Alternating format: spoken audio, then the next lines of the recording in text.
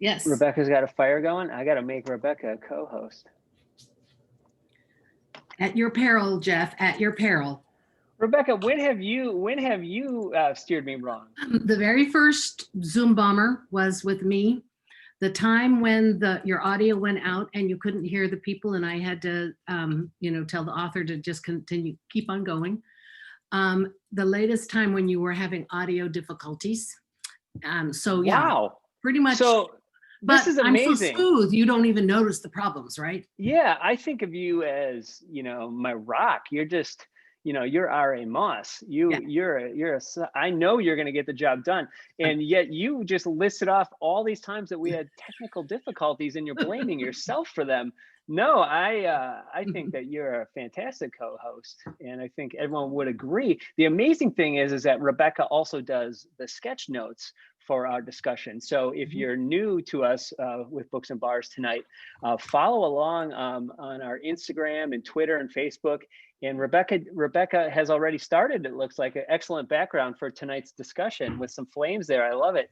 And Rebecca listens really well to the discussion and then recaps with some quotables and some other fun details and posts it right after our meeting. And I know a lot of people, especially ones that missed the discussion, really look forward to seeing her recap. So I appreciate Rebecca doing that. And if anyone else wants to see it, we'll put it on Facebook and on our Twitter, which is @Books&Bars. Our Instagram is also @Books&Bars, spelled out. Sometimes people, when they see that, think that we are book sandbars, which sounds like a delightful vacation to take sometime, but I couldn't put an ampersand in there, so it is spelled out Books and Bars. But generally, I use the ampersand as seen in this limited edition Books and Bars t-shirt, which I'm wearing right now. So it is 7 o'clock, so welcome to Books and Bars. My name is Jeff Kamen. I will be your moderator host tonight. I have Rebecca Moss helping me on the co-hosting duties. If you are new to our Zoom discussions, we use the chat feature. We also use our hands, our little blue hands in the participant buttons down there. And you raise your hand and I call on you in order. And I always like to give people a chance to speak. So if you've already had your hand up and been called on a couple times, I will call on the next person who hasn't had a chance yet and then come back to you. So don't worry, I still see you there. And it's great because it lists everybody in the order in which their hand went up. So feel free to raise your hand at any point and I will call on you, unmute you, and lower your hand, and then you make your comment, ask your question. If you would rather not do it on the video or with your audio, you can put stuff in the chat, and there will be another discussion going on there that we will try to address at some point also. But sometimes there's a separate discussion in the chat than in the video audio, and that's fine, wherever you're comfortable. I try to address both, but mostly I'm looking for the hands that are up, and I'll try to get into the chat when I can. So thanks for being here. Tonight's book is Nothing to See Here by Kevin Wilson.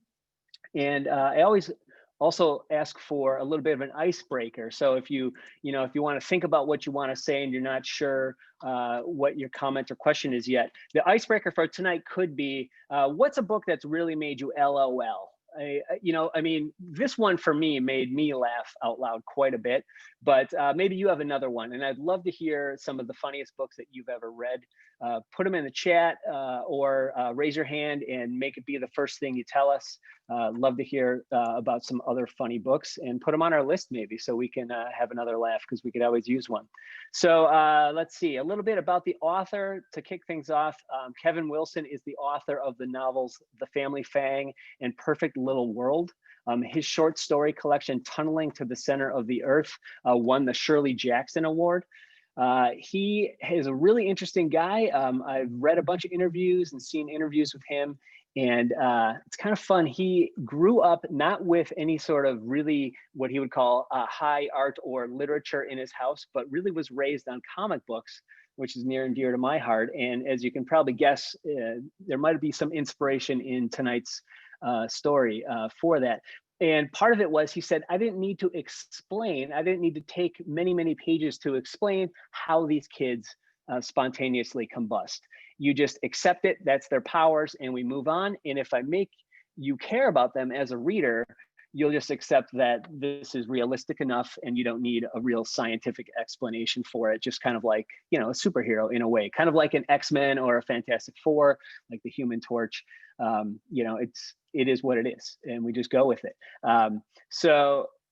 He, as a child, was obsessed with spontaneous combustion, so much so that he actually worried about it as a kid, that it was going to happen to him. He felt like he would become so angry and he would just like burst into flames.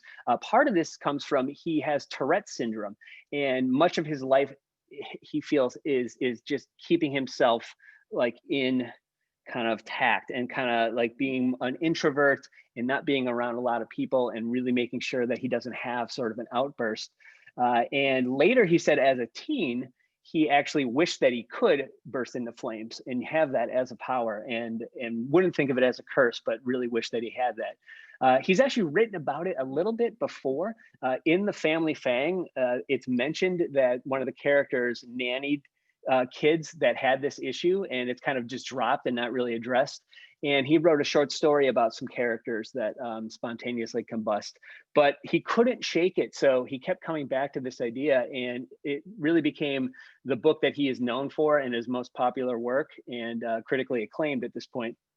So I enjoyed it quite a bit, but it's not about what I thought about it. So I would love to hear your guys' thoughts on the book, anything you have on it. I have tons of notes and questions, but it's really a discussion here. So whoever wants to raise their hand to kick us off, I'd love to hear from you. You can tell us your icebreaker, funny book, or tell us what you thought of it, maybe what you would give this book on Goodreads, 1 to 5 stars, or anything you want to kick us off. Or maybe, you know, if you just feel like you want to combust right now because we have like 6 or 7 inches of snow outside here in Minnesota. For any of you that are not with us in Minnesota, yeah, it's October 20th, and we got a bit of a blizzard, so it's very exciting.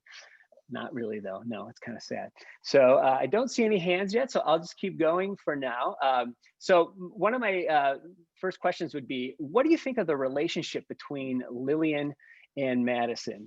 Do you feel that it was a two-way, like real relationship, or maybe it was one-sided? Any thoughts on how Kevin Wilson wrote the relationship between these two women? Anyone on that? Rebecca, just to be clear, it's not that I'm malfunctioning. There are no hands up, right? No, you are not malfunctioning, but I'm happy to jump in here. Oh, go ahead. Just because later on I won't be able to raise my hand once everyone gets primed. You know, you described this as laugh out loud, funny, and all that, and I actually found it a very sad book. I know that there were funny parts, and Lillian is an incredible character, and I really appreciated her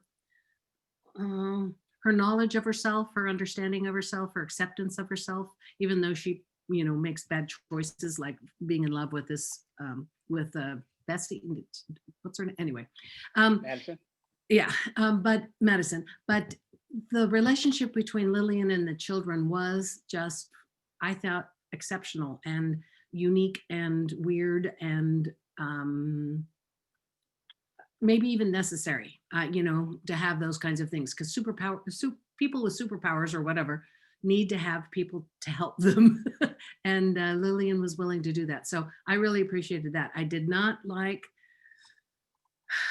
you know, the senator's family, or, you know, who could, but, and I'm trying to avoid spoiling David, but knowing that there was, that the kid's mother was not at fault, if it is a fault to have this trait, was, I really liked how that it changed the dynamic, and it brought the book to a quick conclusion. And I'm sure there's more to the story, but anyway, I just wanted to say I really enjoyed. Even though I thought it was sad, I really, really enjoyed it, and I really appreciated that it was super short. Yeah, a couple things. It definitely is. When I talk about laughing a lot, I really do attribute a lot of that to the fact that I did the audio book. And I've said, this is the funniest book I've heard in years. And I think the actress who performed it is a New York stage actress, and the name is escaping me, but I'll get it in a second. She was phenomenal, like made me laugh out loud. Just the way the way she read his words were incredible. So much so that I have seen and heard Kevin Wilson read his own words and did not nearly laugh as much.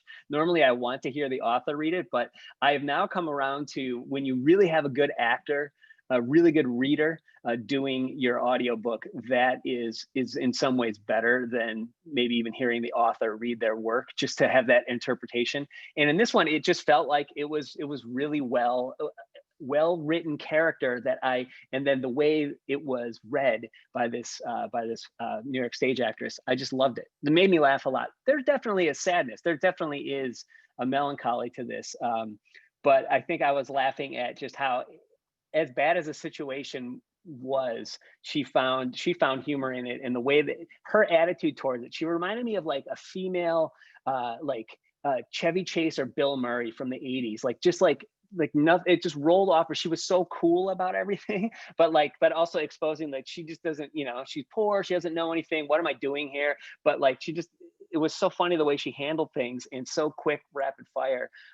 So that's really what struck me. And as far as, yeah, it was great that you find out that it isn't the mother's fault, that it actually does come back to the senator, and that it is very short. This is one of the shortest books we've read in a while, and it was kind of abrupt in that way. And he has been asked, is there more to this story? Are you going to continue it? And the last thing I saw him say about it was, as much as they're asking him to, he doesn't think so. So if they talk him into it, maybe he will. But he says he wants to leave these characters where he left them, and he doesn't want to return to this. So I don't know that we're going to get a sequel. But thanks, Rebecca. I see Pete has his hand up. Pete, talk to us, Pete.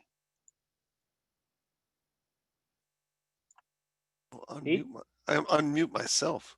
There you go. Yeah, I think, well, the relationship between Madison and Lillian, which I thought the whole story had a lot of allegory, so I just let it go. And I think that's the relationship between, the inherent things with someone who has all the assets and control of them. They have this power. So I thought that aspect was, and I thought they were trying to make that point. Like, she had this power, but she couldn't solve the problem that only Lillian could solve, because she has the heart to be able to take care of these kids. And in terms of humor, your icebreaker, I thought Christopher Moore and Douglas Adams are two of my go-to funny authors. And for select from each of their works, I would go with the Dirk Gently Detective Agency for Douglas Adams, and Lamb for Christopher Moore. And Christopher Moore has got a great body of work. So if you really need stuff to just laugh, he's really good.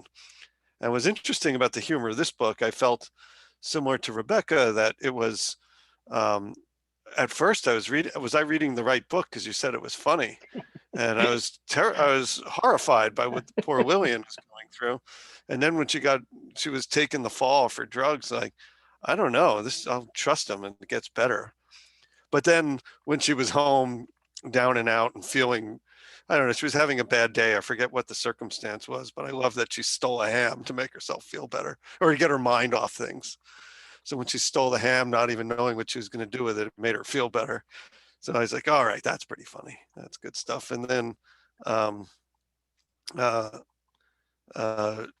thought it was just, I accepted the flaming kids just like I was supposed to. I thought it was just a plot device, and I couldn't, I was wondering why this book was such a hit. And when I went through it, but I could see why in the end, is that the writing that was so moving, and I'll just leave it at this because there's so much more to say, but when she was saying goodbye to the rest of her life, because if she says, if I accept these kids, I'm not me anymore. But I think that was just a really cool parenting thing that happens to anyone, but you don't unchoose that, because she couldn't think, she just was so desperate to have the kids around and cared for.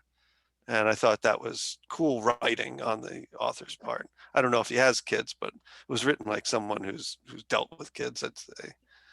He And does. He has two young boys, and he's constantly thinking that they, when they're on the verge of a tantrum, that is like they're about to combust, and that it's about like keeping them from, getting, because he said one of them actually describes it to him as, Dad, I feel like I'm getting hot inside, like I'm boiling up. And I guess one of his children actually has Tourette's like him now. And so he's helping him work through that too. well, the boys should feel better. I think we've all had Tourette's the last 4 years. So and no one should ever feel bad about themselves. I'm hoping he gets some inspiration from his dad, but there is so much feeling in this writing that I definitely like to try some of his other works. And that insight about comic books is really cool. That's helpful for me. So, Yeah, I've read The Family Fang and liked it. And that was, I remember it was pitched to me originally when it came out as, oh yeah, you would like this. It'd be good for books and bars. It's kind of like a Wes Anderson. It's kind of like if Wes Anderson wrote a book. And I was like, sold. I'm like, let's do that. And then we just haven't done him for books and bars yet, but I had read it. And then that was turned into a film with Nicole Kidman and Jason Bateman, and Christopher Walken plays their dad. It's kind of wild. Yeah.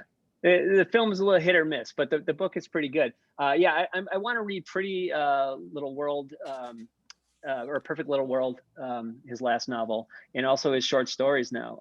Yeah, it made me really want to read a lot more of his stuff myself. But I think I hope there's someone else that found it as funny as I did. Otherwise, everyone else thinks I'm really cruel and mean. We'll find out. Maybe Sue did. Sue, I'm calling on you.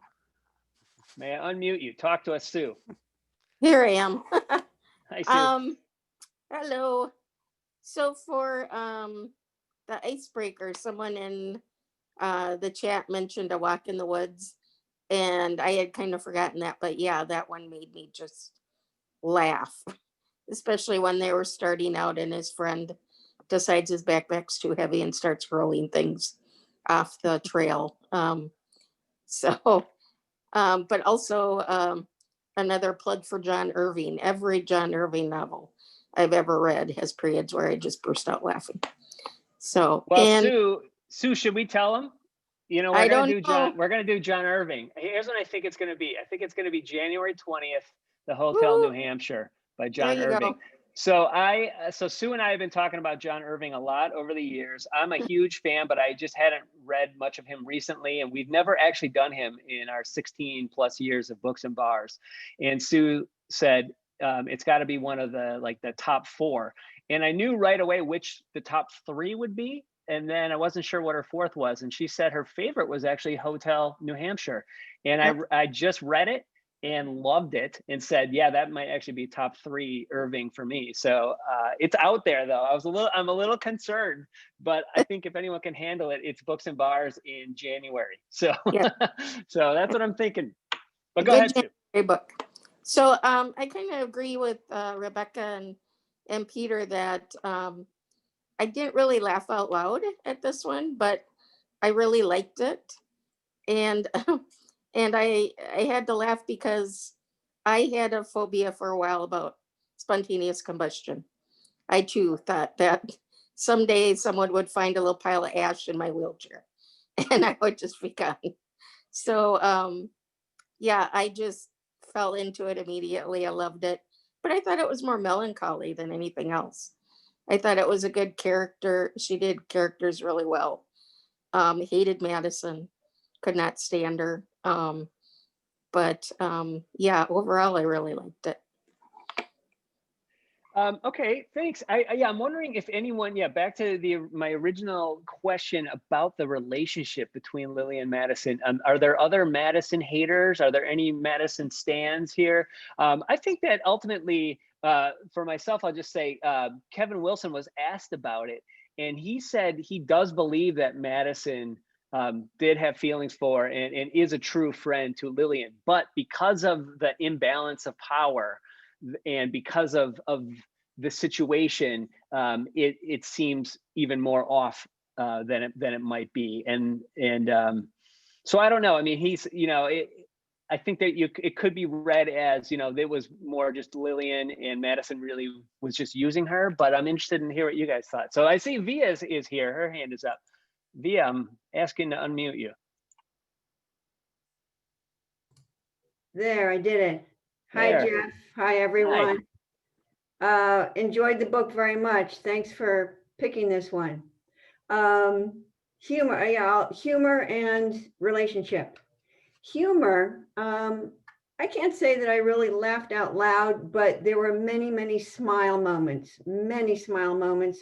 And for me, it was mostly kind of the writing and the imagery that this author uses. For example, right on the first page, we're introduced to Madison's son, Timothy, Yes. a little boy dressed in nautical suits who looks like an expensive teddy bear that turned human, stuff like that. Or when she first shook Madison's hand, her nails were painted faint pink, like the nose of a bunny rabbit. And like the description of the guest house, white walls with polka dots and spongy floors. And it's like a cross between Sesame Street and a mental health facility. Like this kind of stuff was just constant. And it was very, very smile worthy. And I just really enjoyed that descriptiveness, and just images would just pop in my mind. So I love that. I did find the overall feel of it, I would agree with some people that it really was melancholy and poignant, but it had a lot of very interesting messages in it about the children combusting. That one thing about humor is the juxtaposition of two diametrically opposed things, like total normalcy and something totally bizarre, and that's hits you right away in this book. I mean, that's the biggie. The book is relatively realistic, except we have the kids combusting. And I, like you, Jeff, I was curious about this author. I'm going, well, how did he think of this? This is crazy. So I looked at a lot of the interviews that you saw too, and I saw that it, was kind of an outgrowth of his Tourette's syndrome imagery when he was a child, but then also when he became an adult, a parent. And I can relate to this, definitely having kids where they are about ready to melt down and you just see it coming. And this book just took that to the extreme. So, that's kind of what parenting is all about. So I saw a big theme in this book for parenting, the importance of parenting and finding your own family and acceptance, because Lillian always felt she was a weird person. She was kind of out of the loop, couldn't make her life work. And here she found some other weird people that she connected with and grew to love and felt needed and wanted. And that is her new family. So that was very touching. As far as the relationship, yes, huge power differential between Madison and Lillian. I felt that relationship was really interesting. Through most of the book, I was I didn't like Madison. She was controlling. She was, I'm the girl who has it all. I'm going to get it all. She never apologized for most of the book for what happened when they were 14 years old. The most horrible betrayal, the most horrible thing to do to someone, to make them lie like that. It was horrible. So I did not like Madison. And I was wondering why Lillian would be so attached to this person. And, the dynamic was fairly well, I think, described. Lillian came from a very dysfunctional family. She had, I believe, very low self-esteem because of it. I almost felt that her quote unquote love for Madison was almost more of an infatuation. That was the feeling that I got throughout most of her life. And she professed her love for her at the end, and Madison kind of came back and gave it back to her.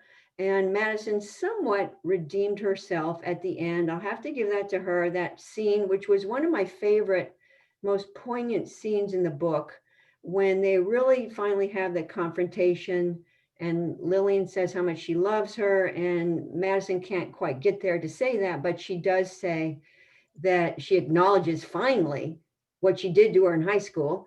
And she says, I kind of wish I took the blame for that. I'm sorry. So yeah, so that kind of brought it around a little bit to me being a little bit more okay with Madison, but I didn't like her. But the most unlikable person in this book was Jasper.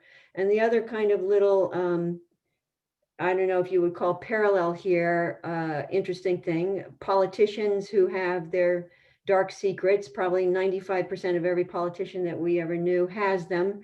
And this politician had the combustible burning children that were going to bring his whole career up in flames if people found out about it. So I thought that was an interesting little side theme. Anyway, that's pretty much what I thought about it. I enjoyed it very much, and good pick, Jeff. Thank you. Thank you. Yeah, I loved how quickly they were able to literally diffuse the situation on camera when when the other kid catches on fire, and it's all, and the excuses were ready and rolled out, and it's like, oh, okay. And you can just imagine that being like, you see a clip and then it's explained and you're like, whatever, because Yes, there's no way you would believe the other, That's the other kind of sub theme here about the privileges of power and money, where you can explain things away and you can mold the media the way you want it for your image. So that was interesting too. Yep. Well, thanks. I see Donna Thank has you. her hand up. Donna, could I unmute you? Yeah, just a couple quick things. I appreciated Via's description of the humor in the book, because that's exactly how I felt too. And that I think it was more the cadence of the language. And then you'd start a sentence and then there would be this little turn at the end with some little clever additional detail. I think there was a part way early on where she's driving in her car and she's listening to music, and this kind of soft music, whatever it was, made her want to go home and get in a hot tub and think about killing everyone she knew or something. I mean, just those sentences that I chuckled many, many times. I mean, it wasn't a laugh out loud, but I thought the language was delightful in the description. When Peter and Rebecca were talking earlier about the focus on the parenting between Lillian and the children, I thought the description of how she felt so drawn to those children, so protective of them. They grew in so much importance to her. There was one part where she said, maybe that's what children were, desperate need, but that opens you up even if you don't want it. And I think it was anyone who's been a parent, I think it just brought back those feelings you have when you have these young children, and here she is even snuggling with them and all of that. And you just think, my gosh, they just take over your life. They take over your brain, your emotions, your psyche. And no, you aren't your own person anymore, but it's kind of okay because it's so important that you give those children what they need to be launched in life. And because she herself had been so deprived, she had that additional incentive, I think, to make sure that these children were going to get a fair shake and a break in life. And the last thing I was going to say is that, I think the title is kind of interesting. And I think it comes up in that part where they steal those books from the library. And okay, as a librarian, I thought, okay, they could have gone and talked to the librarian about maybe taking those books legitimately, but I think, aren't they exiting the library? And then there's this line that's something like, okay, because they've got them hidden in their clothes and whatever. Okay, we're cool, keep on going, nothing to see here. And I thought, well, is that sort of kind of in a way what we think of even with these children burning up? No, there's nothing to see here. Let's not get too, this is just how these kids are. I mean, you need to accept things that are maybe a little out of your own comfort zone, but let's accept them and let's love people in spite of them. Or I want to know what other people thought about the title. Well, Donna, I'm so glad that you reminded me of something I wanted to tell you guys. You're going to love this, especially as we know and love this author. The title came from Colson Whitehead. So Colson Whitehead's wife is, I believe, his publicist or editor Kevin Wilson's, or works for Echo Books. And Kevin Wilson is terrible at titling. And he was like, it was like the working title Children on Fire or something like that. And people are like, no one's going to want to, that doesn't sound like a good book to read and stuff. And he was like, I don't know what to call it. And Colson Whitehead just said, nothing to see here. And they're like, that's it. He's like, yes, fine. Just call it that. And apparently he's really good at doing this. Like, he's named other books just off the top of his head too, because his wife works in publishing. And but anyway, so it's just Colson Whitehead threw it out there, and that's the name of the book because of that, and everyone went with it. And yeah, he said he was just so happy. Also, Wilson was that they actually let him have an illustration of a kid on fire on the cover. He couldn't believe that they allowed that, but they did. And so he loves it there. At least is that on there to give you a hint of what's going to happen, even though it's not in the title. With that title being right by that image of, when you say nothing to see here, but wait a minute, what's in that picture? It is, as you say, clever to have the two together. Yep. I love it. It's kind of like, move along, nothing to see here. Like, even though there clearly is, like the place is on fire behind you, like, you're trying to just disperse a crowd sort of thing. So yeah, Colson Whitehead. I mean, the guy's, he wins Pulitzer Prizes and he just names other people's books, for fun. So it's great. Kara's got her hand up. Kara, may I unmute you? Talk to us, please. Yeah, I am going to join the list of people who didn't think it was laugh out loud funny, Jeff. Dude, I have the sense of humor that doesn't match anybody's, I guess. That's okay. I did think, like Via was saying, there were like a lot of really funny lines, but like in general, like humor wasn't really what I got out of it. I don't know. It's dry humor, I guess. Maybe not laugh out loud for me, but I'll cop maybe onto the Madison defense train. I think that she should have apologized right away, but like the action in and of itself, I don't feel like is unforgivable because they were both so young, and like clearly the parents were really the villains of that situation, like Madison's dad for sure, but also Lillian's mom was probably the character I hated the most. Like, she sells her out for money like at least twice, right? At the beginning and at the end. And like, that's the main reason Lillian doesn't feel like she has much support. And yeah, I don't know. I really hated her mom. And I think that their friendship maybe wasn't healthy because of the power dynamics, but I think it was genuine on Madison's part, as well as Lillian's. I think Lillian was kind of drawn to her like the way you're drawn to a really strong personality. And so, but then she also saw something in Madison that I think a lot of other people didn't see, and Madison like responded to that. Because Madison is also like a very weird person, but because she's rich and conventionally beautiful, she got away with, no one really reflecting on how strange she was. And I think Madison like appreciated that she could be herself, and that's why she continued to write to Lillian. And I don't know, it definitely wasn't like necessarily a good friendship, but it was a real one, I would say. And I liked that they sort of reconciled at the end. And I don't know, I'm glad. Yeah.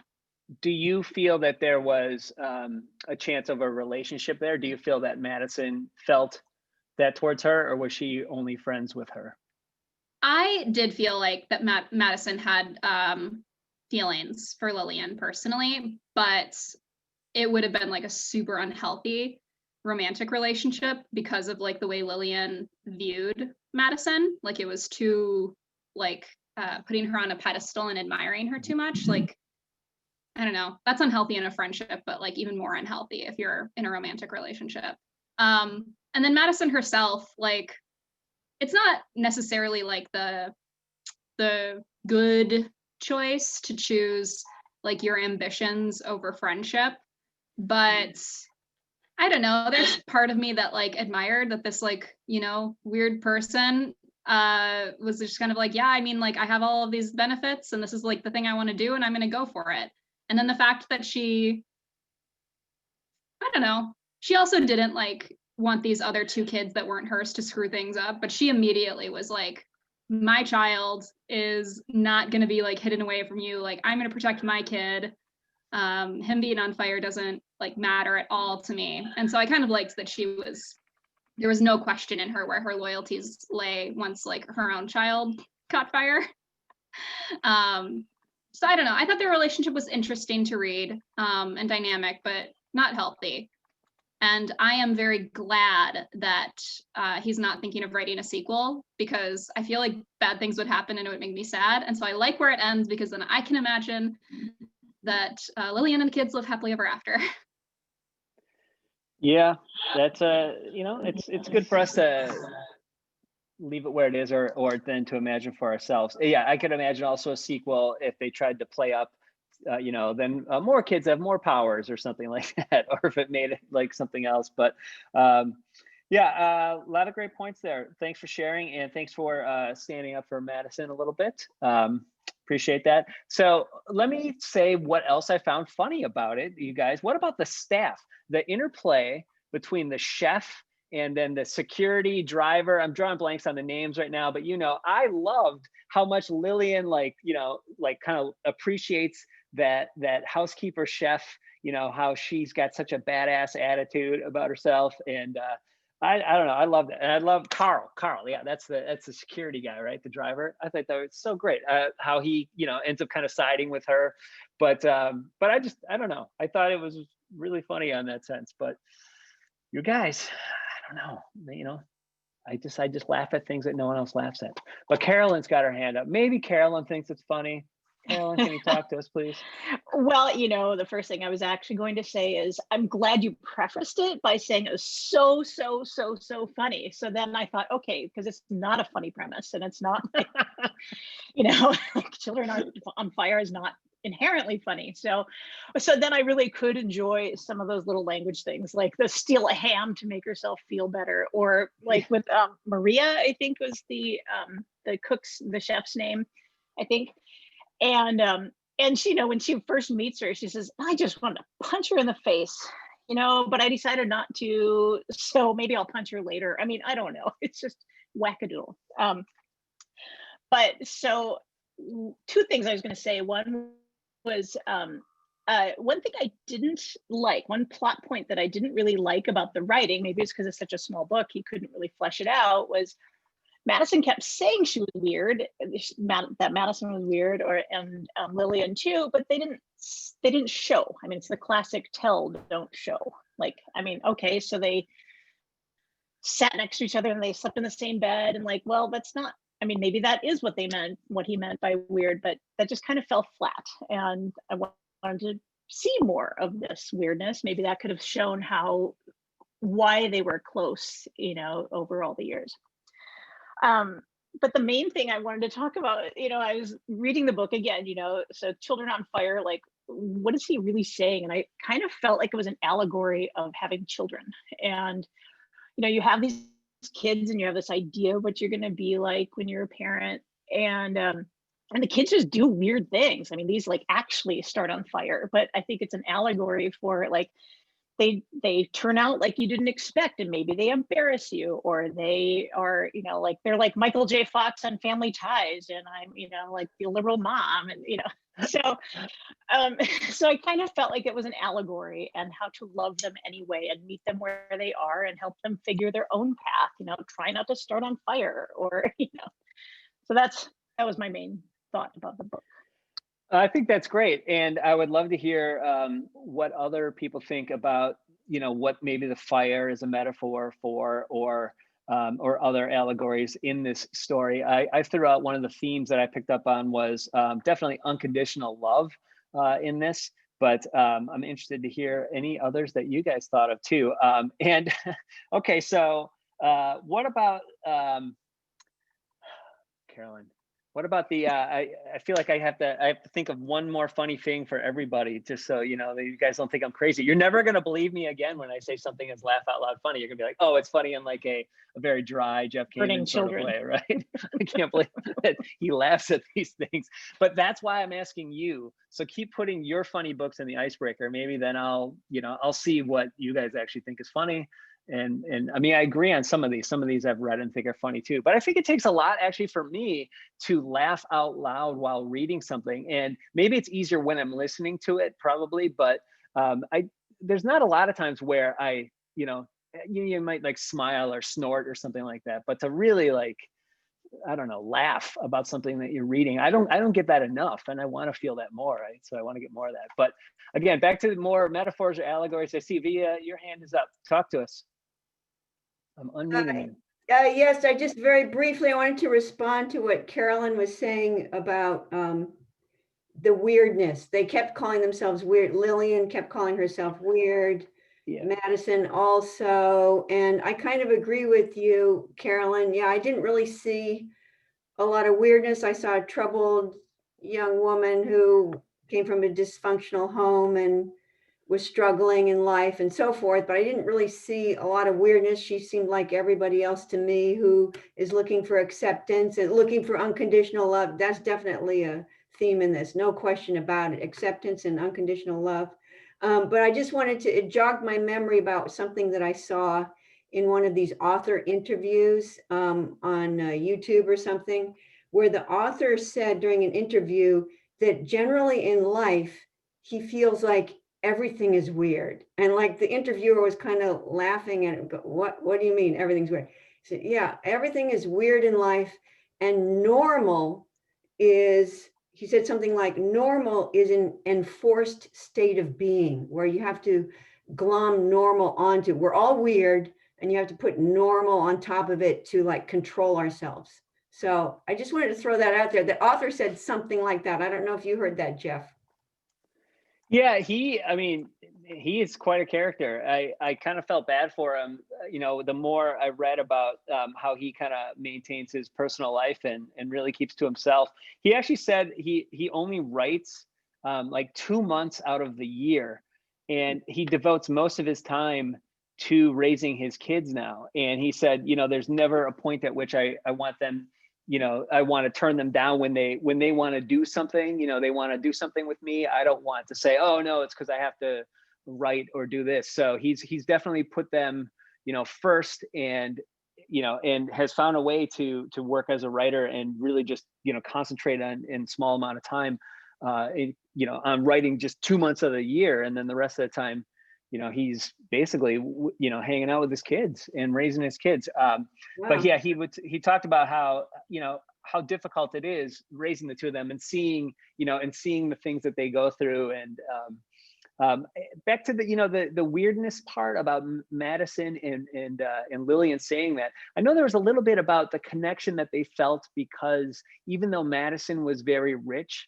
she didn't feel, I think, as close to the other rich girls at the school. If you remember, it was as though she would do some stuff with them, but then she always felt more comfortable just being with Lillian when it was the two of them, and they could kind of speak freely, and they knew they weren't like the other girls, and Lillian certainly felt that way. But then Madison didn't seem to really fit in herself with the other rich kids there.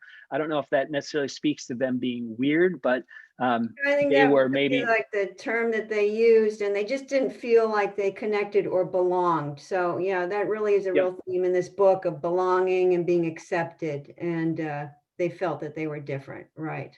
Yeah. Thanks. I see Kara's got her hand up. Kara, I'm unmuting you. Yeah, I mean, I feel like we kind of addressed some of what I was gonna say, but in terms of their weirdness, like, I don't know if I would have personally have found them weird, but I think the weirdness is in how other people would view them, like especially at a school of like rich privileged people.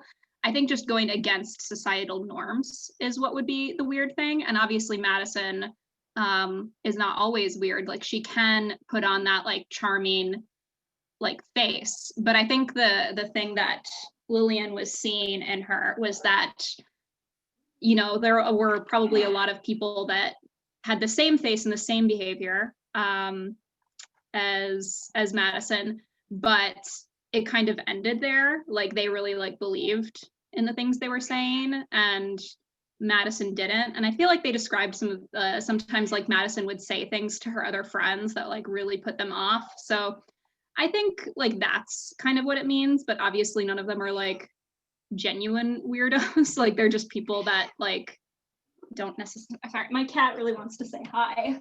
She's meowing. I don't know if anyone could have heard her, but.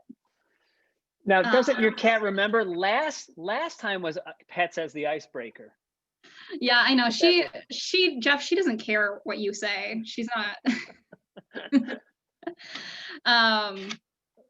Yeah, so I don't know. I thought that was interesting. I had another point, and then this one made me lose it. So now I don't know what I was going to bring up, but it was something completely different. I will raise my hand again if I think of it.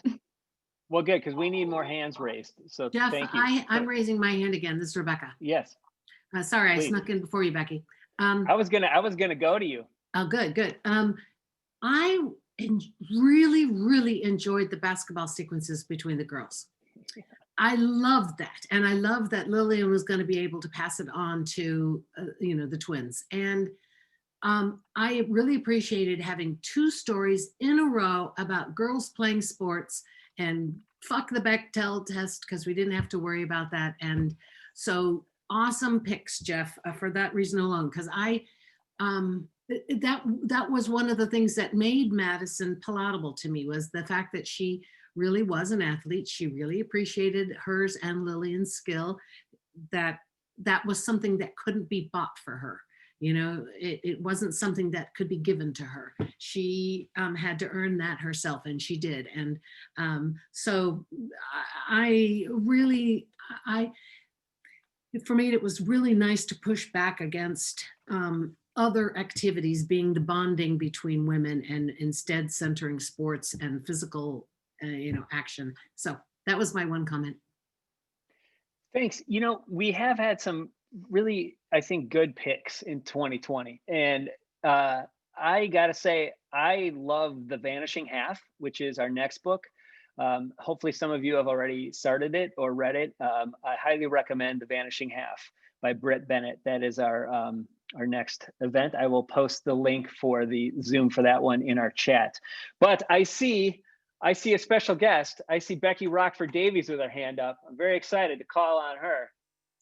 Becky, I'm unmuting you. Talk to us. Well, thanks for having me. This is a treat. Tell us where you're calling from. I'm calling from sunny Sydney, Australia. Awesome. Becky is my sister-in-law. Yeah. So I got pictures of the snow this morning, so I'm feeling for you guys. Anyway, I like the book a lot too. And generally, I like to read books rather than listen to audiobooks, because I think that the reader can sometimes push you in a direction that the author may not have intended and things like that. But I found this actress incredible. I thought she was terrific. And so I really enjoyed listening to the audiobook. So thanks for that recommendation, Rachel Kamen.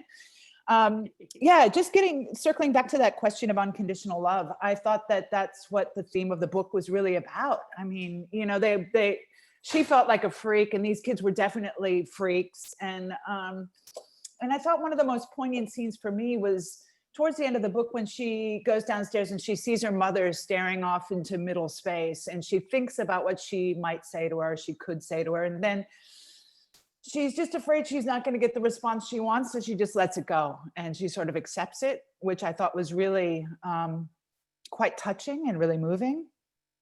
The other comment that I want to make regarding Madison is she's almost Gatsby-esque.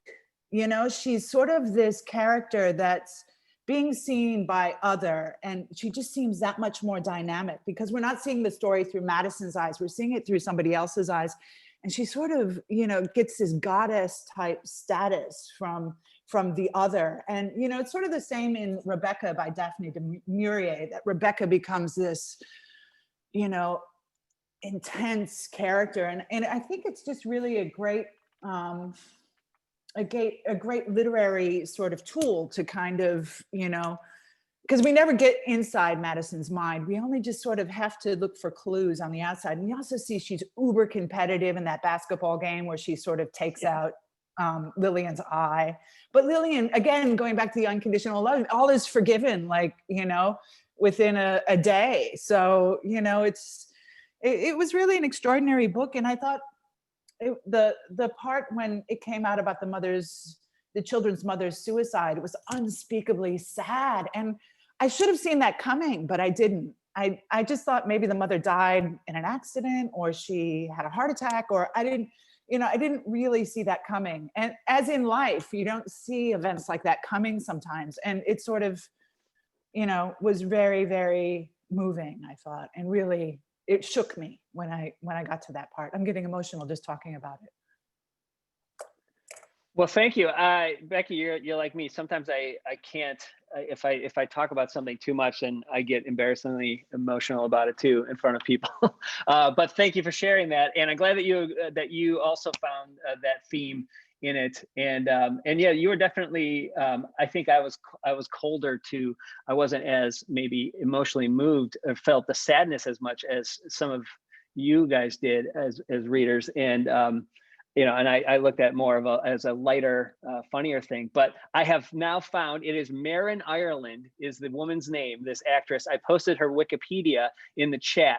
You can see some of the stuff she's done, some New York theater. But I would actually look for other books that she has read and listen to them to hear her read it. That's how much I enjoyed her performance of it. And I'm glad that you did too, Becky. So thanks for joining us. And I hope I can pick more books that you know, if Rachel tells you that they're that good, then you'll agree and read it. And I can't believe this, you know, now my mother-in-law's hand is up. This is great. This is like a family reunion. You guys are all coming out because it's the night before our anniversary. That's what it is, right?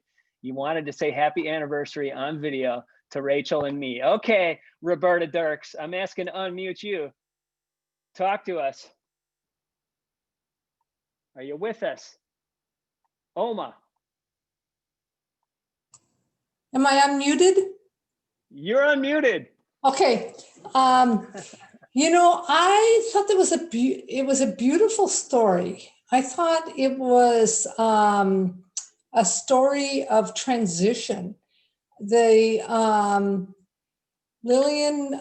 she was lost. She didn't know what to do with her life, and she never thought about being a mother, never wanted to be a mother, would never dream of being a mother.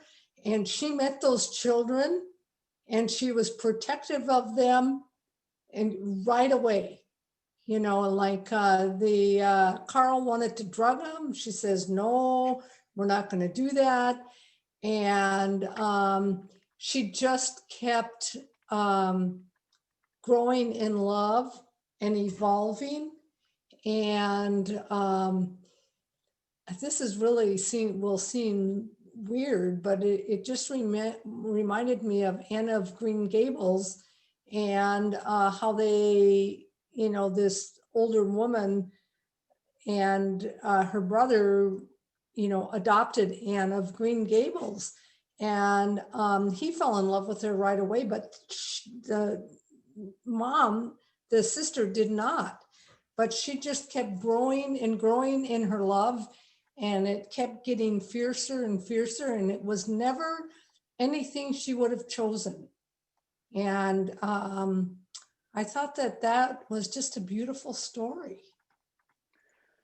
Yeah, thanks, Robbie. And I mean, there was a great moment where Lillian is asked by the girl, I think, if she wants them, and she hesitates for a second because she hasn't really, like, she does, but she doesn't say it right away. And it's like she hadn't really thought about it to that level. And I think, you know, the silence is recognized and noticed, and the delay in that, but she recovers from it, you know, and then has to think about it, but then does realize, this is what I want. Yes, I do want them. I do want to have these kids. But it was just like, you know, the least expected thing. Such a turnaround in her life, and such a find for her. Yeah. So Very good. unexpected. Well, thanks for reading and for joining. Oh, Kara's hand's back up. She probably remembered the thing that I made her forget. So let's get her in here before she forgets. It wasn't you, Jeff. It was my cat. She has all the blame. I thought you were Um, blaming me. No, sorry. It was my cat. She started meowing at me and I got distracted and lost my train of thought. Yeah, so I remembered it though, when talking about the theme of unconditional love, and it got me thinking about parenthood and like what it means to be a good parent. And I mean, if you are like thinking of, just what happened between Lillian and the kids in this book, and if you're imagining what their life would be like after this book, I don't think any of us would say, oh, Lillian's gonna be like the perfect parent. She's never gonna make mistakes. Like she's gonna make a ton of mistakes. But I feel like the good qualities in her are that she is like honest about the mistakes she makes. Like when she does mess up, or when she does lie, she comes clean right away. And so I think that like honesty with the kids, especially after they've been through such trauma, like she's not trying to like bullshit them about things. And so I thought that was like, that's like a good quality in a parent. But then on the flip side, in terms of like negativity, the one thing that I kind of felt conflicted about was like the children giving her so much purpose. And I always am like, yeah, I don't know, just your own experience, like with parents, if your parents have too many expectations and like rely on you too much, like as you grow older, that's like a really difficult thing. And so for her to like have these children like give her the meaning in her life, I just was like, what about when they're like 20? Like, what is she gonna do? She didn't go into this relationship as a person who had like a full life, who felt happy. So when these children leave, what is she gonna have? And so I don't know, there's something beautiful about the children maybe changing her, but also I was like, I don't know, man, having a parent that like relies on you so much for like their happiness is a lot of pressure. Well, here's the thing. So they're 10, right? A lot can change in 8 years. So maybe, I see Lillian as a person who probably has expands, the love will multiply, and it won't just be the three of them. I'm sure that they'll have other people in their lives, and maybe Lillian has a partner or something at some point. And I think she'll be a good mom, actually. Yeah, I think she'll be a good mom. Well, there's your idea for the sequel, though. I like it. You talk to Kevin Wilson and say, actually, let's see what happens when these kids go to college. And then what does Lillian do then? Does she find a pickup game to play with somebody else? Does she play a little basketball or what? So I see some fresh hands. I'm excited. I got Courtney's hand up here. Courtney, are you ready to talk to us? Yeah. So I think overall, I did like the book. I feel like it wasn't very hard to just kind of, accept like, okay, they light on fire. That's what we're going with. But I think, this kind of built off some of the points that have already been made was, I feel like the pacing was kind of off. Like, yes, I totally agree. Unconditional love was one of the big themes, but for me, like just the jump to get to that unconditional love felt very kind of rushed, on both ways. And maybe that was one of the sort of heartbreaking things about the book, was that it didn't seem like it took much for Lillian to just kind of figure out the kids. Like, okay, we're just going to pay attention to you, and we're going to try some different things. We're going to see what calms you down. And, it felt like it was like in a matter of like 5 pages that she had it figured out. And there were like a couple little instances, but for the most part, there weren't, any big outbreaks. And that's a reality that not every kid has that person who will just, pay attention to them. But it seemed like that was very quick. And then vice versa, like it didn't take much for her to decide, okay, like, I don't know what I'm doing now. I'm going to commit myself to these kids. So yeah, it was quick. It packed a lot in there. But those were kind of the thoughts that I was left wondering afterwards. Thanks, Courtney. Yeah, I liked where she was just simply, making that list and looking at it with Carl. I mean, like, I don't know, we got to try something, and it was like, but she knew she was hired for something that, she didn't know how to deal with it, you know, and why is it me? Why am I doing this? I have no idea. And then no one else wanted to handle the situation. And actually what it was is just being someone that, you know, they could talk to, and being that someone that actually cared about them. You know, it wasn't that she was any good at, like, you know, fireproofing or anything like that, you know, none of the serious stuff, but it was like, she took the time to listen and to talk to them, like at their level, and to make them feel, you know, wanted and, you know, safe, you know, to a certain degree, and that they're on the same side. But yeah, I loved, again, just some of those just funny, you know, making the list of things they can do, and then the whole that slathering on that like stuntman stuff, and getting like a bucket of that they got to put on, and the suits. Or I don't know, yoga. My mom's boyfriend used to do that. Exactly. We can meditate. Yeah, it's good. All right. Thanks, Courtney. I see Jade's got her hand up. Jade, I'm unmuting you. Talk to us. So actually it's me. I took over Jade's thing for a little bit because I wanted to. Wait a minute. So who gets credit for the funny joke in the chat? That was me. So yeah. Jade, you got all that great. Everyone was loving your comment. I asked him, I said, do you want me to let them know it was you? And he said, no, you should take the credit. And I said, okay. Yeah. Oh, I'm sorry for exposing it. You guys are a great comedy duo. I like to think that, you know, Mike's only as funny as Jade, you know, inspires him to be. So yes, exactly. It's a team effort. So, but what I was going to say is there was a question about like what it was an allegory for. And one of the things is I immediately thought, and I work with a lot of people who have experienced trauma, and I just right away I was like, oh, these kids have PTSD. And so their starting fire is just their reactivity to it. And they don't know how to control their emotions when anything related to trauma comes up. And so that's the way that their bodies react to it. And so I just thought it was an allegory for trauma the entire time. And when they started talking about the suicide, I'm like, oh, that makes sense. And then I also thought that maybe if that continues, then probably Timmy was being abused by Jasper. He seemed like kind of this maybe physically abusive father that at some point would like push around Timmy. And that's why he started on fire towards the end. And to continue the allegory, one of the things that helps a lot with trauma is yoga and exercise, and just having a stable person there that you can count on each day. So it just seemed perfectly in line with that. So I was like, oh, these kids have trauma and this is the way that they're doing it. So that's the way I thought.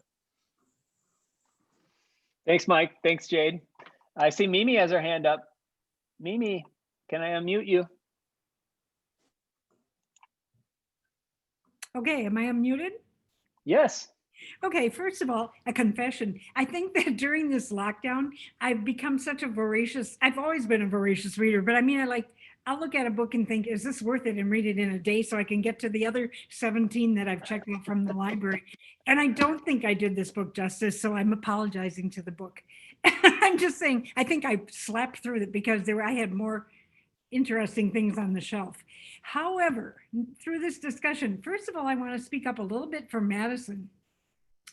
She, I think, is the reason for the title, Nothing to See Here. She is always deflecting. And she took away the future, the potential, the life that perhaps Lillian could have had, or she was instrumental in that. And then at the end, she made sure that she had something. So she said, there's nothing to see here. You can just go over here with these children. When the perfect example is when Timmy caught on fire. Right away, Madison was ready. She said, oh, he had too much starch in his shirt and blah, blah, blah. And she wrapped him all up and she got him out of there. And she took care of her husband. She took care of Lillian. She took care of the problem with the children being combustible by just saying, look over there, there's nothing to see here. And by doing that, she kind of had to make a lot of sacrifices. So I'm going to give her a little bit of credit for that. All right. Well, I'm glad that you found time to squeeze it in, even if, you know, it was 17th on your list of all the books on your shelf. It's okay if you read it quickly. And thanks for joining our discussion. I got to ask you, though, do you have a Christmas tree up already? I do. It is snowing here, but come on. No, because we leave for Mexico for the rest of the year. And I wanted to have a little festivity before we leave right after Thanksgiving. So we're having our winter and Okay. weather cooperated with me today. Okay. Yeah. I I'll mean, leave. you know, you might have beaten Target for having Christmas trees up. So that's impressive. I apologize, but we just don't, No. we've been here so long since last March in this room, in these rooms, that we don't know what day, what month, what year it is. So we just thought it would be Christmas would be nice. Hey, no apology. You look outside. I played the song Snow by Bing Crosby. So, you know, There you go. it's a Christmas song, right? But you know what? It seemed appropriate today. Okay, So, one other little quick go thing. ahead. We've been throwing around the word allegory, but my big thing is I was looking for a metaphor in this book. And, Yeah. and again, I think these children, all three of them, are the children of a very powerful man who's in the limelight all the time and everyone was watching him. And so he had to, again, say there's nothing to see here. And people looking at his children, if there's any kind of anything wrong with them, it's going to go public and people are going to be, it's going to be all over the headlines, right? And so I think that these kids were kind of a metaphor for these children that get hurt. These children that get put aside, they get hidden. Maybe their problems aren't really dealt with. And money was no object. I mean, they would pay whatever they had to pay to get them over there, so there was nothing to see. And the children were so lucky to end up with Lillian, who needed them as much as they needed her. Yeah, So I agree. Jeff, this is Rebecca. I'm Yes. butting in because Mimi just said something really smart. thank you. It doesn't even Well, I was just thinking that Madison had been a troubled child and it had been covered up by her parents. And Exactly. she had really needed attention. She had a drug abuse problem. She had all these other things, but it was, again, swept aside. And I think she was determined that that was not going to happen to Timothy. You know, And even the other two children, she loved them too, but they weren't hers, and she had to take care of what she had to take care of. I wouldn't go so far to say that she loved them because I still think she was a selfish person. yeah. But she did want to extend what power she had to protect them. And if we talked about the roles of women in the lives of powerful men, that's another whole area we haven't even looked at. So, thank you. Anyone have any thoughts on that? Or anyone else on any other metaphors or takeaways? What do we think that Kevin Wilson was trying to say with this? Anyone else have their hand up? Anything from the chat that you guys saw that you would like general discussion to address? I haven't been able to see all of the chat. So if there's anything in there that you guys are wondering about and you want to address it now, feel free to chime in. Any other thoughts on, oh yeah, the Dolly Parton part was really funny too. Let's see here. Was there a point at which you guys really like, did you get Kevin Wilson's style? Like, would you read something else by him? For the most part, it seems like you guys enjoyed this one, but I don't want to say that or not, but wondering if you'd read something else. I see Pete's hand is up. Pete? Yeah, I would definitely read other things by Kevin, and I really appreciate everyone's stuff in the chat too. Yeah, the Dolly Parton stuff was really funny because it was like, she's like the best thing that came out of Tennessee, or and I did like how I think Mike's comments were like, he gets the comments of the night. When you start thinking of it as these kids are abused, they it really brings a lot to the story for me. So that's what I love about these discussions. Sometimes you can get a lot more than you just got from reading the book by coming to this. Oh, it's totally true, Pete. There's so many times where, yeah, I don't want to oftentimes rate something until after I've had the discussion, partially because I don't want to sway. If I give something a bad review, then maybe a bunch of people are like, well, I'm not going to read that one, or I don't want to talk about it. But I do also think that it's just the sharing of different perspectives, because I always say this, but we all read the same book, but none of us read the same book, right? Because the 50-year-old, the 25-year-old, it's all a different book, the one that's in your head, the one that you bring to it. So many authors talk about, once they write something and it's out there, we bring so much to it at that point. It's no longer theirs. And any other interpretations we have or thoughts on it can be in many ways quite valid too. So I see Jade or Mike's hand is back up. We'll find out. Yeah, it's mine again. Sorry. And this one, so one of the things with Dolly, she actually might be like the greatest person from Tennessee ever. I am a Dolly fan. And if you go to a Dolly Parton concert, there is young, old, straight, gay, conservative, liberal, like she goes everywhere with her fans. It's amazing the people that love Dolly. And then the biggest thing that she does is she's got this literacy program where you can sign up your kid, and for free you get a book every month until they're 5 years old, and it's all part of her I think it's Dollywood program. But she's amazing. Dolly is just probably the greatest person out of Tennessee. I don't know that I can argue anyone else that I see Cormac McCarthy is also from Tennessee. If we're sticking with let's see. I mean, some of the ones that were mentioned, Davy Crockett in the book. I don't know if anyone else has anyone that can top Dolly Parton for Tennessee. Please chime in, because right now she does appear to be winning. So I see Robbie's hand is back up. Robbie. Yes. Talk Yes. to us. Yeah. You said what was the overriding theme of this book? And I thought it had a lot of hope. I thought at the end, it sounded like those kids had hope, Lillian had hope, everybody had hope and plans. And I'm inspirational in that way. It started out such a mess, like and at the end, there was hope for everybody. Yeah, ultimately, even though there are some really sad moments to it, it does. I mean, I think it's a overall pretty happy ending. It might not be as tied up in a bow and as perfect as you may have wanted it to be. Like, I think there's a version of this story where Madison and Lillian end up together, but I don't know if that's a better story or a more realistic one. Probably not. I think there is definitely hope that these kids are going to have the best life option, out of any of the ones that were presented to them up to this point. Short of their mother maybe. There's hope that they're going to have a normal life, Mm-hmm. and that Lillian will have a purpose, and she probably will go on to do better things. And the other family too are learning how to cope with the whole situation with a dysfunctional family and kids on fire. I mean, at first you're like, what a mess. This will never work.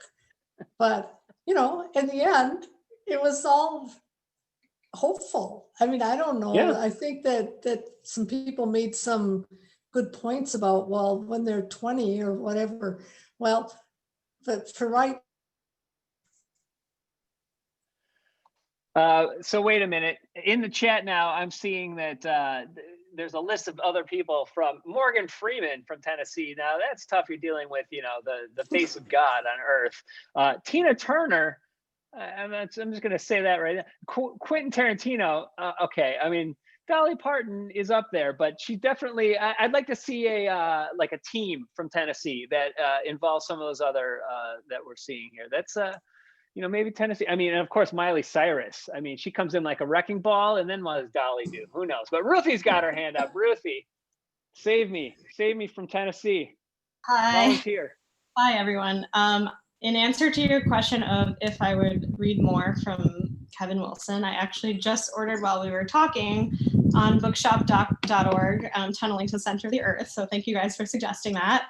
And I also ordered The Hotel New Hampshire and Ready Player 2. So I'm excited for all of those. And thanks for picking those and suggesting those. I think kind of coming back to an earlier point about, was this book funny? I also didn't think it was funny in the same way that Jeff thought it was funny. think because I was putting myself in Lillian's shoes the whole time and like feeling very stressed about this kind of very weird, hard situation she was plopped into. So I don't know if any parents out there want to comment. I'm not a parent, so I can't really have this perspective, but like, if this was happening to you, how would you handle it? Like, is this something that would be okay or funny or good? I don't know. So I guess that kind of affected my whole perspective. Okay, well, as a parent, I'll start. If this was real, it would not be funny in any way. I mean, I want to find the funny in everything. I don't think if your actual children were combustible, that you would find anything funny about that. No. It would be very difficult. Yeah, and it would be your number one. I mean, you would probably have to full-time work on making sure that they were okay, and that everything, that your whole house and rest of your family was okay too. So whether I would farm it out to my former best friend from school, probably, I don't think so. I don't know if I would have trusted Carl with it either, though. If this were Paul and Sam, for instance, or Pablo and Doodles, as they're commonly known online, I think I would have to go back to Stan Lee and the Charles Xavier School for Gifted Youth, his mutant school, and think in terms of what would Professor X do. And Professor X was terrible. He was not a good. These parents would lose their kids to the X-Men, and so no, I don't want my kids to be in the X-Men. Oh, I'm torn. I don't know. I thought this was going to be great. I thought I had superheroes. Now I got kids. I mean, you'd get no insurance. No, I mean, I wouldn't have State Farm. I'd be lucky to get Geico to insure this house. I mean, I don't know. I don't know what I would do. Any other parents, help me out. What would you do in this situation? I see Rachel G. I don't think she's a parent, but she's got her hand up. So I'm going with her. And Ruthie, thanks for using bookshop.org. And if you guys are interested, this bookshop list that I'm placing again, you can see other books like Hotel New Hampshire. You can see 18 books that I'm thinking about for 2021. So they're not all for sure books, but they're looking pretty good. And you guys tell me what you think of them. But Rachel, talk to us. Rachel G. I guess I just, I was gonna say things periodically, and I put my hand down because a lot of people were like, we're already covering them. But I just want to defend Jeff. I thought it was funny. I don't know if it was. I mean, I don't know. I was listening to an audiobook on a road trip with my parents, so maybe laugh out loud was not the exact situation I was in, but we just kept going like, wait, what? Like every time you're like, oh, and they start on fire. And so like, it was I thought that was really funny. I love dry humor like that, where it's just like someone mentioned the sentence starts off one way and it ends a completely just bonkers way. And you're like, oh my God. I thought that was funny. I had stuff to say and then I got a little distracted, but the Madison thing, I think is that your name, Via at VS? I'm not sure. I also thought that scene was very touching because Madison was, very low in my books until that point where it's like, I just thought that Lillian had such a good grip on people. She doesn't have a good grip on herself, but like she understands people. And that's why maybe she's so cynical a lot of times, because she just understands people, she gets people, and I'm sure that's why she doesn't get along with Jasper as well. But so I just thought it was, I can trust her opinion. Is it just infatuation then that we can't trust her opinion and why she is so obsessed with Madison, or is it just because it was a certain period in her life? But, that's where you kind of finally saw the Madison that she saw was, that touching conversation I thought they had, and that Madison just like, I can't do it. This is the path I chose. And I thought that was interesting. I've got a dog here on my lap, and this is our fur children kind of thing. And that's what we're going to have. We're not going to have actual children. And so, that was a decision too. There's different paths you can take.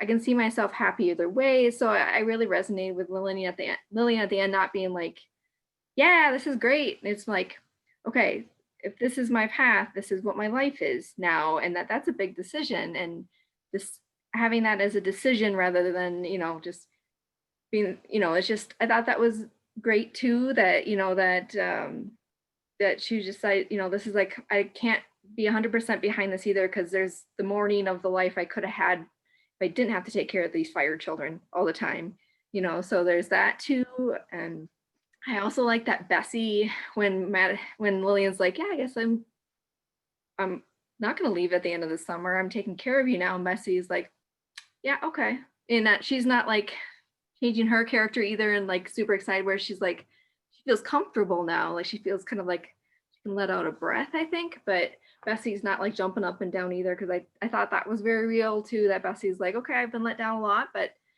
we'll see where this goes. And I think it's a good thing, but I'm not going to be too excited about it yet either. And yeah, I don't know. I just thought a lot of it was, despite the spontaneous combustion thing, was pretty real about it. And I really liked that about it. So it was good. And I don't know.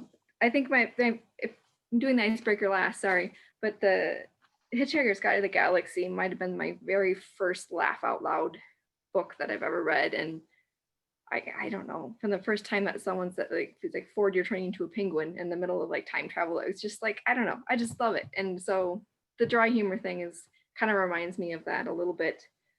And yeah, so about it. Thanks, Rachel. Yeah, you know, it's funny. Hitchhikers was one that we talked about a few months ago when we were thinking about, you know, let's read something from our past and see how it holds up to this day. And I don't know if anyone's read one of those more recently. I think Kevin, who I don't know if he's here tonight, he was talking about, he really wanted to read them. And then he thought, you know, the book that he read when he was a teenager wasn't the same book that he read recently. And I wonder sometimes, because I used to always say A Confederacy of Dunces by John Kennedy Toole was one of the funniest books that I had read. And I don't know how that would hold up. What's that? Tried so hard in that book. I've rarely ever given up on a book, and I know some people absolutely love it. I know someone mentioned in the chat, but I don't get that. Yeah. I don't know. I don't find that book funny, and I just couldn't finish it, and I feel really guilty about it, but I couldn't get through it. No, I know I'm right. I don't know if I'm in the minority, but I know there's some very vocal fans of that book. Yeah, I feel like that's one that I don't know how it would hold up. I read it so long ago and thought it was funny. And I read Lamb a while ago, but I still, that one I've had on the list recently too. Christopher Moore, he's been brought up. We read Fool, his Shakespeare, one of his Shakespeare takes. We read that one back at, remember we were at Happy Gnome for that one with the opera. That was fun. So I think Christopher Moore writes some pretty funny stuff, but generally I feel like the stuff we read that's not its first goal. Like it isn't trying, you know, necessarily to be like funny at first. I mean, I love Me Talk Pretty One Day by David Sedaris. I mentioned that in the chat. And that's another one where if you get to see Sedaris read his stuff though, it's so much funnier. I mean, he is just an incredible humorist. But I mean, I still laugh at, you know, when I read it, but I would prefer to have him read it also.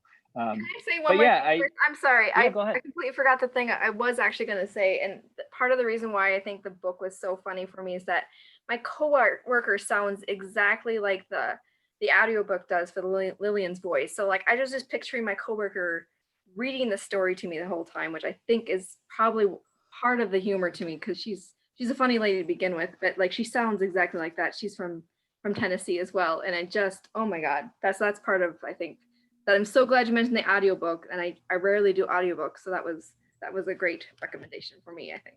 Did you share it with her? Did you play any of it for her? I have not. I don't know how she'd feel about being in charge of fire children so much, but I think I might have to recommend to her that I literally thought it was her doing this whole audiobook the whole time. Oh, that's wild. So you had a real situation. You're in a car with your parents listening to this, thinking you're listening to your coworker. That sounds like a great road trip. Sign me up. All right, Donna's got her hand up. Oh, Donna, are you with us still? I'm glad you mentioned about the humor being really what you bring to it, or your frame of mind, or your own experience. And I mentioned in the chat that a book that we actually read in this group, I looked it up, it's August of 2015. The funniest book I've ever read is that Dear Committee Members. I laughed so hard, I cried. I mean, I was literally crying. I had to stop reading and get Kleenex because I had 2 many tears in my eyes and dripping on the page just from laughing so hard. But it was probably because having been an English teacher and writing recommendations for my seniors and so on, I just identified with that English professor so much. It was truly, truly funny to me. But since we're just talking about little details in the book, I'd never heard of a bacon sandwich. Has anybody had a bacon sandwich? I mean, Oh yeah. is there such a thing? I mean, Well, it was like a BLT with all the other stuff removed. You just, okay, it's just a BT. It was bacon and toast. Yeah. I mean, that sounded really, I mean, yeah, I'd eat that. But I mean, I like the L and the T also.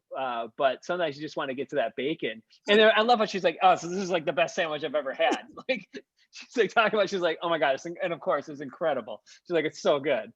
Yeah. My mouth was watering listening to that.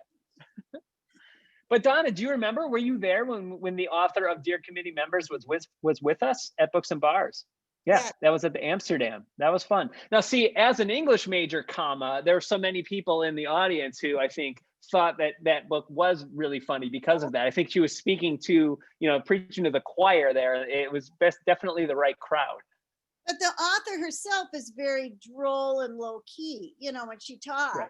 She's not funny as a person, but her character, oh my gosh, the subtlety of the language and oh my gosh, it was great. Awesome. Well, does anyone else have anything that we haven't brought up yet that you wanted to hear discussed tonight? Be the person to bring it up. I would hate for you to miss out on the one topic you wanted to hear about. So raise your hand if you got it or put it in the chat. Otherwise, I want to tell you guys how great The Vanishing Half is by Britt Bennett.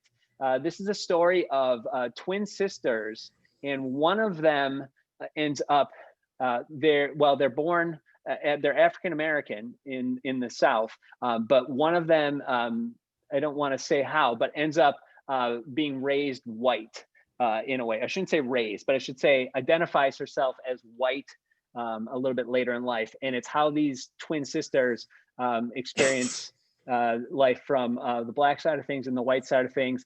It's a really, really intricate, touching family saga that goes through many years in different places across the country. And I think you'll like it quite a bit. At first, I wasn't that into it. And I even said to Rachel, I was like, I don't know, I'm not feeling this one yet.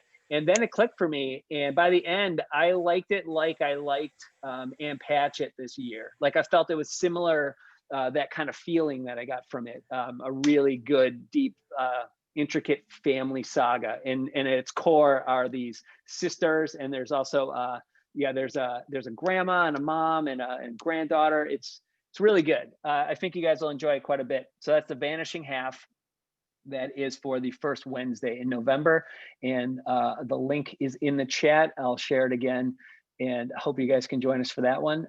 If no one else has anything on the book tonight, I'm sorry if I laugh at things that you guys don't laugh at, but thank you for reading it and discussing with us. It seemed for the most part that you guys got something from it, and I hope you had some a good takeaway and you feel like it was worth your time. I look forward to seeing you. We'll continue for twice a month for the next few months. And yeah, Vanishing Half, and then it's The Glass Hotel by Emily St. John Mandel. She wrote Station 11. I just started that one. It's really interesting so far. We're doing Fleischman is in Trouble. And then it's Ready Player 2 by Ernest Cline to end December. So that's the end of our year for us. And we haven't officially named, but because some of you bought it already and we said it tonight, yes, the Hotel New Hampshire will be January 20th, but I still have to name January 6th. But I have a list. And if you go to our bookshop link, you will see like the 18 to 20 titles that I'm thinking about for next year already. And you guys can let me know what you think. But thank you so much. Thanks for your tips. I appreciate it. Thanks for supporting through the bookshop. And I will edit this and put this up on YouTube. And you can follow us on, we have a subscription, a mail list that you can join. And I send out a newsletter once a month if you don't get that. It just updates you on some things and some fun stuff. So sign up for that if you want. Otherwise, look for Rebecca's sketch note on Instagram and Twitter and Facebook later tonight. So thanks again, guys. And we'll see you in November. Happy Halloween.